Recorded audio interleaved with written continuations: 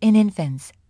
In the 10-minute presentation, you can learn from an experienced nurse, Mary, from the Maternal and Child Health Center about the care of some commonly encountered skin problems in young babies, including diaper rash, heat rash, seborrheic dermatitis, and infantile eczema. Diaper rash. Hi, Mary. Why is Kelly's bottom so red? Let's have a look. Ah, she's got diaper rash. What is diaper rash? Diaper rash appears when the baby's skin is irritated by urine and feces. It mostly occurs on areas covered by the diaper, like the genital area, buttocks, lower abdomen, and the upper part of the thighs. It starts as red spots and develops into patches of small and raised reddish rash. The redness can sometimes spread over the whole bottom. I see. So what should I do? Most important is to keep her buttocks clean and dry. You can change the diaper frequently and use lukewarm water and cotton wool to clean her buttocks each time. Then allow her skin to air dry fully before putting on a new diaper. A thin layer of moisturizing cream can be applied to keep the urine and feces from direct contact with the skin. Or you can apply some barrier cream like zinc oxide cream to form a protective coating on the red and raw skin. Remember not to use baby powder as it will clog the sweat pores when mixed with urine or sweat, and it may worsen the condition. Consult your doctor if there is no improvement or if the condition is severe. Heat rash. Mary, there are lots of red spots at the back of Kelly's neck. What are they? That's heat rash. Well, when the baby is too hot, they will sweat. The sweat then causes irritation to the skin and forms these small raised red spots. Heat rash usually occurs on the baby's neck, back, and chest, especially in hot weather. However, it may appear even in cool weather if Kelly is wrapped in excessive clothing. Then what should I do? Don't worry. Simply clean the sweaty skin with water. Dress her in appropriate clothing to keep her skin cool to reduce sweating. The heat rash will then disappear quickly. But if there is no improvement or if it gets worse, bring her to your doctor. Seborrheic dermatitis. Mary, I wash my baby's hair every day, but there are still lots of yellow patches sticking to her hair. Is that a problem?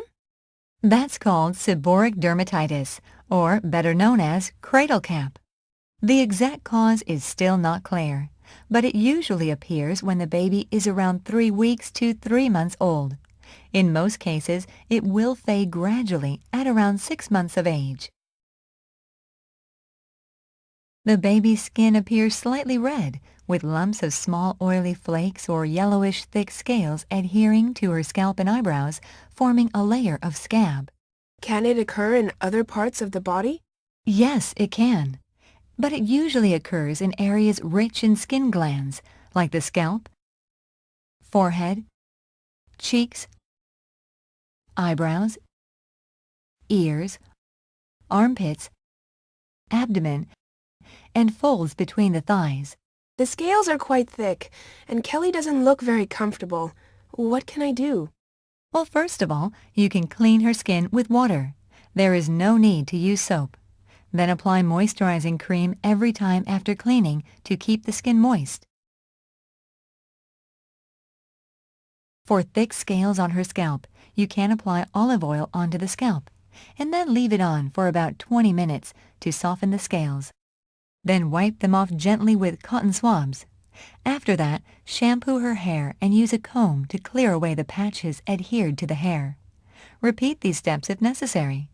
Again, if the condition is getting worse or if the scalp appears red and inflamed, consult your doctor. Infantile eczema. Mary, Kelly's skin was fine during the first 2 months, but recently her face appears quite red and rough. What's happened? Let's have a look. Oh, it is eczema, what we call infantile eczema. Infantile eczema usually occurs when the baby is around 2 to 3 months old. It usually appears on the cheeks, elbows, knees, body, and folds between the thighs. But the affected areas may vary as your child gets older. At around 2 years old, the neck and the back of the knees and elbows are more likely to be affected. The skin appears red and dry. Small blisters may appear sometimes, and scabs are formed when the blisters break. The affected areas are extremely itchy, and the skin becomes thick and hard after scratching. Why does Kelly get this? Did I eat something wrong during pregnancy to trigger her skin problems? Anna, the exact cause of infantile eczema is not known. It is believed, however, to be related to some genetic factors, but it is not infectious. It's common that other family members may have allergies to certain substances, such as detergents, pollen, dust, or food. Or they may have atopic diseases like asthma or rhinitis. Is there an ointment that I can use? And how can I prevent Kelly from getting eczema? Well, it is important to keep her skin clean and moist. Bathe her with lukewarm water and soap-free bathing gel. Remember to clean the folded parts of the skin. Put on fragrance-free moisturizer after bathing. Keep her nails short to reduce the chance of skin injury by scratching. Put gloves on Kelly when necessary. When will she recover? Every baby is different, but the condition does seem to come and go. Most skin changes appear before the age of 5 and fade away after 15. For some children, it may persist into adulthood. Good skin care is important, and your doctor will give you medication when necessary. Apart from that, what else can I do? Wipe her sweat off in hot weather to avoid irritation. Apply fragrance-free moisturizer in dry weather. Choose cotton clothing, especially when it's in direct contact with her skin. For clothing made from wool, silk, or nylon, make sure it is worn on top of the cotton ones. The caregiver should pay attention to the clothing material that is in direct contact with her skin to avoid irritation.